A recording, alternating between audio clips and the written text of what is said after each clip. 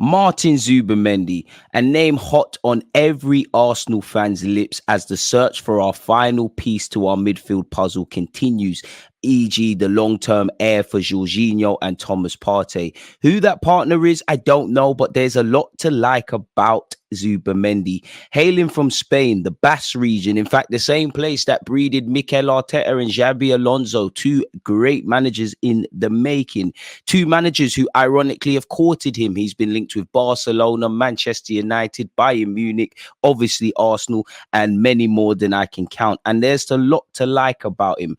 At 25 years of age, with 5 Spanish caps to his name and 186 appearances for Real Sociedad, there's a lot to like about this individual, and I think he has the perfect foundation to bring something to Mikel Arteta's starting 11. He's intelligent, he wins duels, his game is based on his intelligence, he reads situations well, he scores high for interceptions. He's been compared to Busquets. Some go as far as to say he's the natural heir to Busquets, both at Barcelona and for Spain. Now, obviously, he's got a long way to go before he could ever be mentioned in the same realm as that legendary midfielder. But if a conversation is even being had at some level, then you could argue you're doing okay and you're moving all right.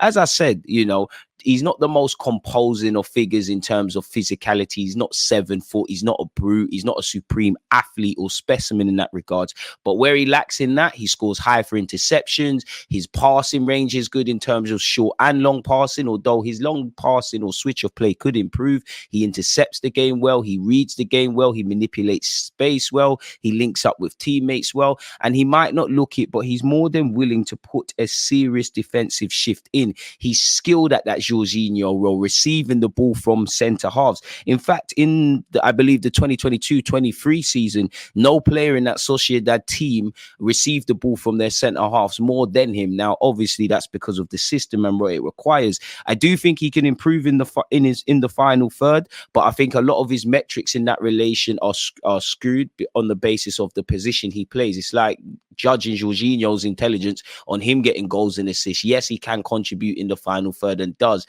but we all know his aspects or his strengths or what he's being asked lie in the middle third, and he's like an orchestrator in that regard. You don't always see him, but he's an intelligent midfielder and one that on my channel we've been speaking about for a very, very long time. Let's refer to Zubimendi as doing the Jorginho role. As you know, we've got many different passing lanes when we invert fullbacks with the positions our centre halves take in, with the luxury of going long to Kai Havertz or either into the flanks of Martinelli. Typically, Zubimendi will be in the base of the three-man midfield and would act like a hub to bring other players in. It would allow Martin Odegaard to venture forward ever so slightly and receive the ball in the middle and final third of the opposition's pitch. Obviously, Declan Rice is an all-action midfielder and he'd be able to gamble a lot more. Zubimendi is very much a cultured midfielder, very much an Arsenal midfielder, and you, in the positive stereotype, very much a Spanish midfielder. Now, typically, Arsenal are a heavily possession-based side. We have complete dominance in games, and you expect to see us, quite frankly, have the opposition pinned in their own half.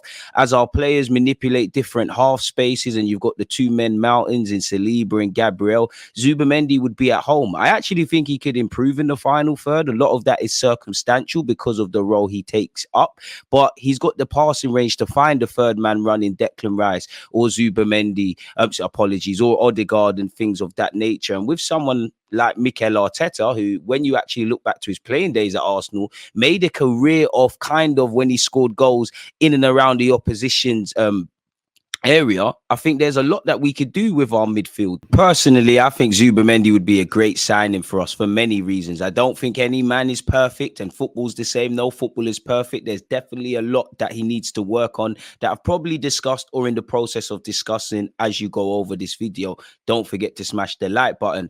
Now, typically, we're in a 4-2-3-1. Out of possession, we're in a 4-4-2 when we're trying to deal with the opposition's threat. But I actually think Declan Rice would benefit a lot. Now, Now, Declan Rice and Zubimendi, I think we need to stop getting hung up necessarily on 8s and 6s and kind of look at them at multifunctional roles. But typically, Zubimendi would be the Jorginho in that he'd probably be here. Declan Rice is more, not that Zubimendi hasn't got the dynamism and the athleticism, but Declan Rice will probably more have that joy. Now, I don't know. Mikel Arteta might put Declan Rice on this side, if I'm honest, on the right-hand side. But I would imagine in real time, Declan Rice typically pulls over to the left-hand side, as you see Zinchenko inverting, and Martinelli's kind of hugging that half space between the touchline and obviously inside the inner circles of the football pitch. Now, Declan Rice, as I said, pulls to the left. And don't get hung up. I know some of you are watching this and saying, why is he put Zinchenko? It could be Tomiyasu, Zinchenko, Kirill. Well, Kirill don't really invert, whatever have you, really. But, you know, Declan Rice kind of forms a trio over here. I think Martin Odegaard would benefit a lot from Zubimendi, because you'd imagine Zubimendi takes up roles quite close to Bukayo Saka and the overlapping or inverting Benjamin White, in which obviously Zubimendi could go out there. Let's keep it simple and just assume a fullback is doing the traditional job. Now, let's exaggerate a bit and move Declan Rice out of there. Kai Havertz big him up, but he's not really necessarily relevant at this moment. He does pull over to the channels, but ignore Kai Havertz for a second and focus on our midfield. As I said, you'll probably see a midfield or a trio. You see several partnerships or mini teams in the football pitch for Mikel Arteta. You'd probably see Declan Rice, Zinchenko, whoever you want, and Martinelli. Big Gabriel will pull out, obviously, to provide a passing lane for David Raya. Saliba, less exaggerated, but will do the same. And Benjamin White, you know, will do a bit of everything, if I'm honest with you. But if we focus on trios and you look at Zubimendi and Benjamin White and Bukayo Saka, and on the other side, I think you could have potential domination. Obviously, as the game goes on in real time, our centre backs will end up over there. And then you've got several passing lanes and passing ranges with several players. And obviously, our captain, Martin Odegaard, there's a conversation maybe for another video for maybe he could fill the void in this left 8. But he tends to pull over to the right-hand side and has a striking relationship with Bukayo Saka and obviously our boy Benjamin White. Odegaard drops deep, and you've seen him drop a lot deeper, and Kai Havertz at times will go in and muck in as well, which obviously would mean we've got further runners, but I'm digressing from where we're actually meant to go.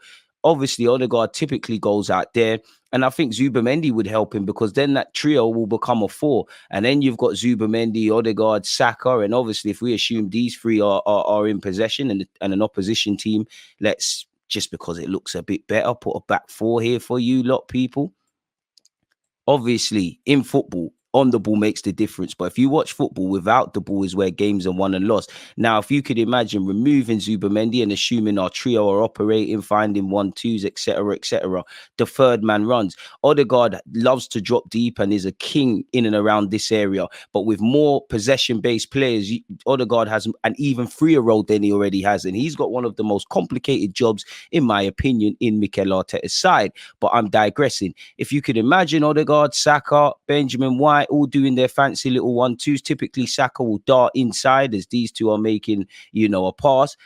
Typically, it will go to Odegaard. Odegaard will play it in. We're laughing, or Kai Havertz will do something of the same ilk. But then Odegaard could potentially get back to scoring goals if you bring, obviously, Zubimendi into it, and you assume that there's several passing lanes. You've obviously got the run of Bukayo Saka inside. You've got the run of Martin Odegaard inside, and you've got Zubimendi with the passing range to find him. And obviously, you've got Kai Havertz as well.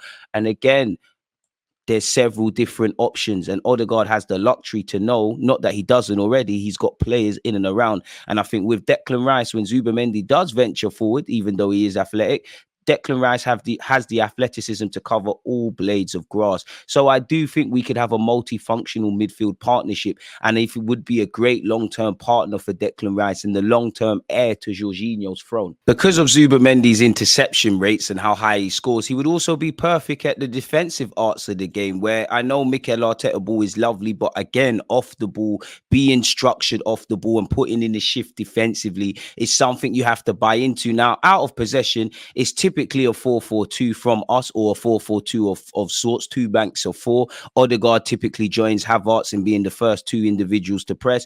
Then you've obviously got Saka and you've got Martinelli getting onto the fullbacks. Declan Rice and obviously Zubimendi are there. And again, Zubimendi scores high for interceptions and also in this central region. So he has the intelligence to know if the ball goes past him into that, for example, he knows that the next pass I need to gamble. If Benjamin White or Declan Rice or someone that normally mops up for the team isn't there. So I think he would be perfect in this system.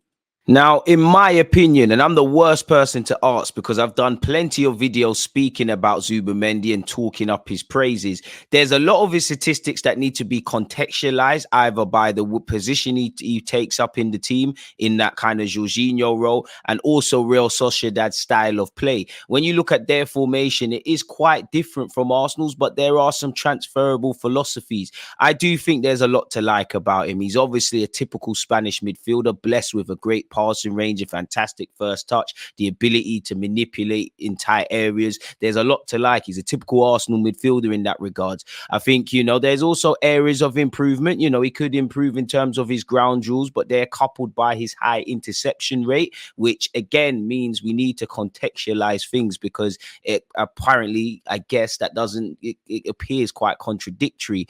But again, the position he plays, there's going to be certain statistics that are going to be skewed. But where you look at his successful passes, his successful dribbling, his key passes, the areas he takes up on the field, his willingness to intercept and put in a defensive shift, there's plenty of things to like about him. I haven't included it in the video actually, folks, but when you hear the way he talks about nobody, he says things along the lines of nobody comes before the team, etc., etc.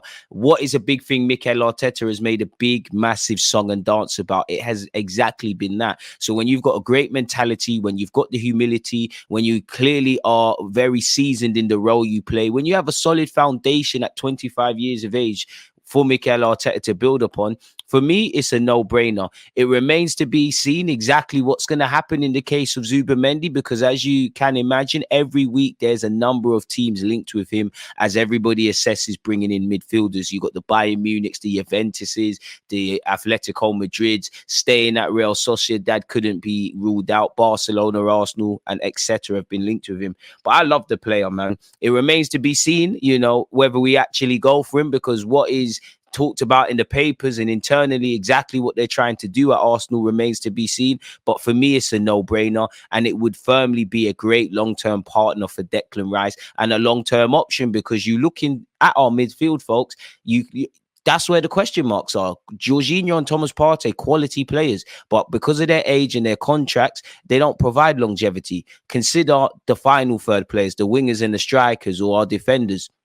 Mikel Arteta and Edu were midfielders, so this is the one area we need to get right. If it was up to me, we'd sign two central midfielders, but I'd be happy with one, and I'd love for that one to be Martín Zubimendi. And it's not just what he's doing at this moment in time, it's what he could be. Again, I mentioned earlier his switch of passing could improve, and I genuinely believe it can, and I think he could do that on a more consistent basis. And I do like his I love the guy. As I said, I'm repeating myself, but his positioning, his balance, his intelligence, his IQ, his ability to get up and down the field, I do think he can improve a tenfold in the final third. And naturally at Arsenal, where we create goals from all over the field, our first defender is Kai Havertz up front and our first attacker is Raya. I think he would thrive. I think he has a solid foundation and is a relative blank canvas for Mikel Arteta to mold into a complete midfielder. I would make it happen if I could, people. And also, it's just written the stars for me. I mean, he's Spanish like Mikel Arteta from Real Sociedad.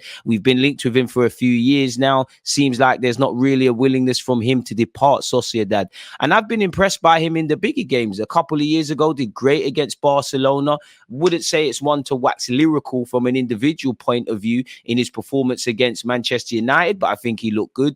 PSG, there was nothing really to really speak on, but I like him. I think he's got the temperament and the mentality to go with what we've discussed in this video in terms of his technical level. But I don't know. I'm just a football fan. I'm just an Arsenal fan. I'm just an armchair expert.